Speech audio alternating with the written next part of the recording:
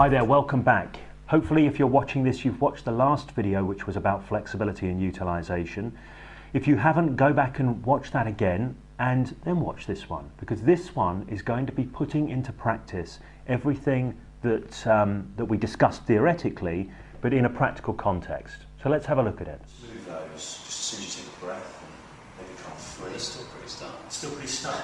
Okay, what we need to do is change something else. And something else is going to change at this point. You can go all the way through the table here to just release that. You go ahead, that's right.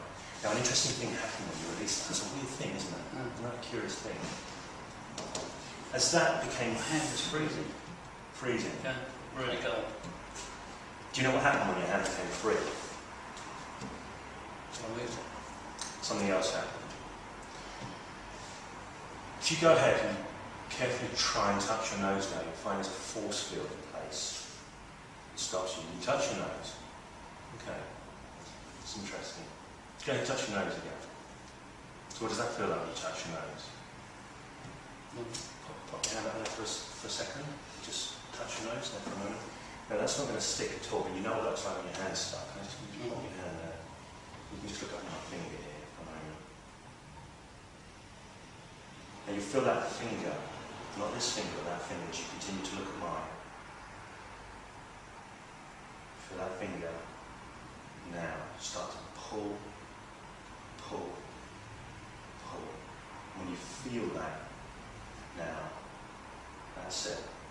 You just let that pull, pull, pull. Keep focusing on that point as that pulls, pulls, pulls. That's it. Keep pulling, pulling, pulling. How strongly can you feel that pulling now? Now the interesting thing, I'm going to take hold of this, just feel that as you continue to look, increasing its strength now. So that's really pulling, pulling, pulling. Just like that. Now as you continue to look at that point, what's that like as that's pulling away now?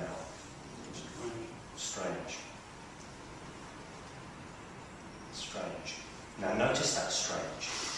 Go ahead and try and stop that. Find it just keeps pulling further away. Try and stop that. Find it keeps pulling further away. Try and stop it. Find it just keeps pulling further away. That's right. So now try and move your hand back. Find it's just stuck there now. Stuck. If you try and touch your nose, find it just sticks in place solidly all the way through. Try and touch your nose. Find it sticks solidly in place because you can have that experience. It sounds outside the room.